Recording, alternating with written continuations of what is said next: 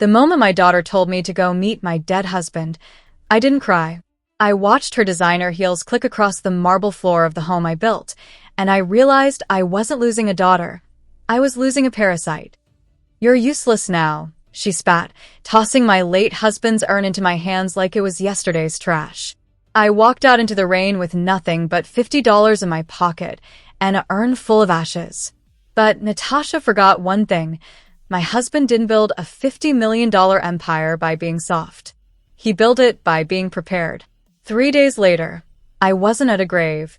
I was in a penthouse office, setting the trap that would take back everything.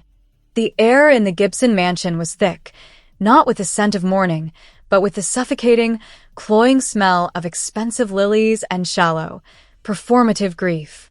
Lucius was gone. My husband, the man who had built a steel empire from a single scrap yard through sheer, unadulterated grit, had finally succumbed to the one thing he couldn't outnegotiate: time. He lay in a mahogany casket in the grand foyer, surrounded by titans of industry who were already checking their watches, calculating how his death would shift the market. As I stood by the fireplace, clutching a lukewarm tea that had long since gone cold, I watched my daughter, Natasha, and her husband, Brandon. They weren't crying. Their eyes were dry and bright with a feverish energy. They were huddled in the corner like scavengers over a fresh carcass, whispering over a tablet, their fingers flying across the screen as they looked at real-time appraisals. Every few seconds, their eyes would dart toward the heavy mahogany desk where Lucius's private seals were kept. I felt a chill that had nothing to do with the winter air. For 30 years, I had been the glue of this family, the soft mother who smoothed over Lucius's rough edges and kept the peace. I realized in that moment that they didn't see a mother or a grieving widow. They saw a legacy obstacle. The mourning was a mask. The greed was the only reality left in the room. The funeral dirt hadn't even settled before the claws came out. I was sitting in the library, staring at a photo of Lucius from our early years, when the door swung open with a violent lack of ceremony. Natasha marched in, followed by Brandon, who looked like a cat that had finally caught the canary. She didn't offer a hug or a word of comfort. She didn't even acknowledge the tears on my face. She was dressed in a black Chanel suit that cost more than most people's cars, looking every bit the corporate predator. "The house is mine, Mother," she said, her voice dropping like a heavy steel guillotine. She tossed a thick legal folder onto the desk, the paper slapping against the wood with finality. "The $50 million liquid, the offshore accounts, the estate, it all goes to me. Lucius realized at the very end that you were just a socialite. A decoration he kept around for the sake of appearances and dinner parties. You have no legal standing here anymore, and frankly, you don't have the intellect to manage an empire of this size." Brandon stood in the doorway, his arms crossed over his chest, a smug, punchable grin playing on his lips. He'd always been a parasite, a man who married into wealth because he lacked the spine to create a single cent of his own. Now, he finally had his host, and he was ready to drain it dry. "You have 2 hours to pack," Natasha snapped when I didn't immediately move. Her voice was shrill, vibrating with a new, cruel authority. I looked at her, my heart shattering into 1,000 pieces of jagged glass. "This is my home, Natasha. I chose every piece of marble in this hall. I raised you in these rooms while your father was building the world for you. Your father would never leave me with nothing." "My father is dead," she screamed, her face contorting into something monstrous and unrecognizable. "And he left me in charge. You're useless now, Carolyn. An antique gathering dust in a house that needs fresh blood. Go meet your dead husband. Go kiss his grave and find somewhere else to die. You don't belong in a mansion. You belong in the dirt." She grabbed my late husband's urn from the mantel, the one containing the ashes he wanted scattered at sea, and shoved it into my chest with such force I stumbled. "Take your king and get out before I call security to trespass you." I walked out into the pouring rain with a single suitcase and a heart turned to ice. Natasha forgot one thing. Lucius Gibson didn't win by being nice. He won by being 3 moves ahead of everyone else, and he had spent the last year of his life watching her very closely. I didn't check into a hotel, and I didn't call any of the friends who had been at the gala. I went to a greasy, neon-lit diner on the edge of the industrial district and used a payphone that smelled of old cigarettes. I dialed a number Lucius had made me memorize on our 25th anniversary, a number he told me was more important than our bank codes. In case the wolves ever come for the den, he had told me with a grim smile.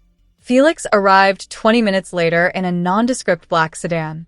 He was a man of shadows, Lucius's longtime fixer, who knew where every body was buried, figuratively and literally. He sat across from me in the vinyl booth, sliding a secure tablet toward me. I saw the eviction notice on the internal servers the moment they filed it. "Carolyn," Felix whispered. Lucius knew Natasha was a vulture. He predicted this exact betrayal. He set what we call a character clause into a secondary, private trust. If Natasha showed gross moral turpitude, like, say, kicking her grieving mother onto the street during a storm, her entire inheritance becomes a massive, high-interest debt. But we can't move yet. We have to let her commit the crime fully. We have to let her spend the blood money. The next morning, Felix took me to a high-rise penthouse to meet Trisha, a legal shark who made federal prosecutors tremble. She pulled up the digital files on a massive screen. "The will Natasha showed you? It's a sophisticated forgery," Trisha explained, her eyes gleaming with predatory delight. She and Brandon bribed a dying notary to backdate a document Lucius supposedly signed while he was on heavy medication. But the real will, the one Lucius hid in a blockchain-encrypted vault, leaves 90% of the liquid assets to you. However, Lucius wanted her to reveal her true nature to the world. The $50 million Natasha thought she had inherited was actually structured as a series of high-interest corporate loans from a shell company Carolyn now owned. "She thinks she's spending her inheritance," Trisha smiled, tapping a key to show the mounting interest. "In reality, she's digging a financial hole that she can never climb out of. Every dollar she spends on jewelry or Brandon's investments is a dollar she owes back to you with interest. We wait until she hits rock bottom and the creditors start circling. Then we strike." Chapter 6. The First Domino Falls. 3 days passed. I spent them in a safe house, watching the Victory Gala through the mansion's hidden security cameras that Natasha didn't even know existed. It was sickening. Natasha was wearing my vintage emeralds, throwing a party for the city's elite, and publicly trashing my name to anyone who would listen. Brandon was already transferring millions into a Project Phoenix, a failing, fraudulent tech startup he intended to use to wash the money into his own private accounts. Now, I told Felix. My voice was no longer that of a grieving widow. It was the voice of a woman who had helped build an empire. With a single keystroke, Felix triggered a fraud alert and an immediate audit on the offshore accounts. The $50 million wasn't gone, but it was locked tight under a federal freeze. Within hours, Brandon's tech deal collapsed because he couldn't make the initial wire transfer. The investors, who were little more than legalized loan sharks with very short tempers, began calling his cell phone every 2 minutes. They wanted their money, and they wanted it now, or they were going to the authorities. The transformation was delicious. By sunset of the third day, the gala was a distant memory, and the creditors were literally at the mansion gates, shouting for Brandon. I was sitting in my modest safe house apartment, sipping a tea that was finally hot, when the pounding started on the door. I opened it to find Natasha.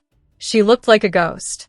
Her designer dress was torn at the hem, her mascara was running in black streaks down her face, and her eyes were wild with a terror I had never seen in her. "Mom," she gasped, her voice trembling as she tried to force a pathetic, shaky smile. "There's been a massive bank error. A glitch.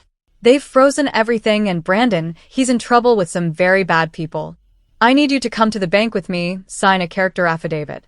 Just a small bridge loan, $5 million. I'm so sorry about the other day. I was just stressed.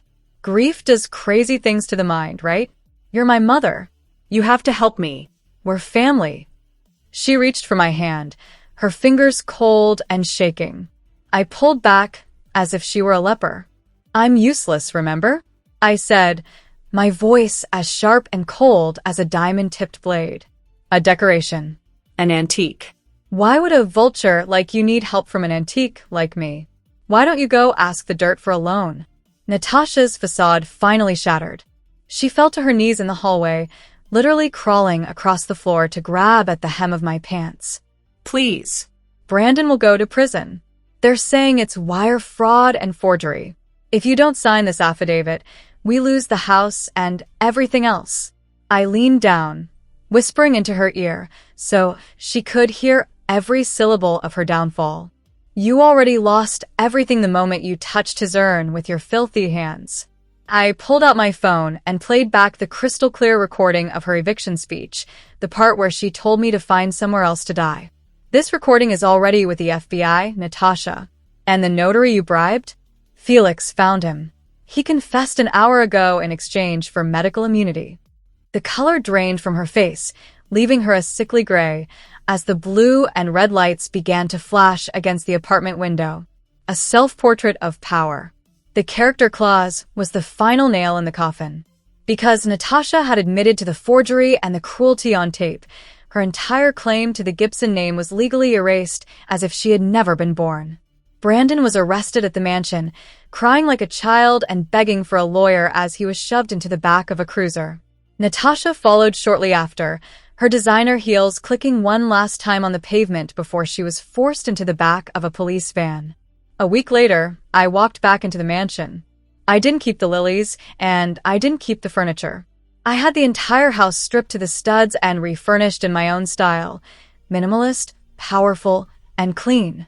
I sat at Lucius's mahogany desk, but I didn't feel like a widow anymore. I felt like a queen who had finally taken her throne. I signed the documents to launch the Gibson Legacy Foundation, an organization dedicated to providing top-tier legal and financial protection for elderly victims of family abuse. I wasn't just useful. I was the most dangerous person Natasha had ever met. And I was finally truly home. The final visit. The air inside the women's correctional facility was a violent contrast to the climate-controlled luxury of the Gibson estate. It smelled of industrial floor wax, sour breath, and desperation. I sat behind the reinforced glass, wearing a tailored navy suit that screamed of the power I had finally claimed. When the heavy steel door buzzed open, Natasha walked in. The designer heels were gone, replaced by standard-issue rubber slides. Her blonde hair, once perfectly coiffed by a team of stylists, was matted and dull. She looked at me, and for a fleeting second, I saw a flicker of the old Natasha, the entitled girl who thought the world was her footstool. But then she saw my eyes. She saw that the soft mother had stayed at the grave with Lucius. "Mom," she whispered, her voice cracking as she picked up the receiver.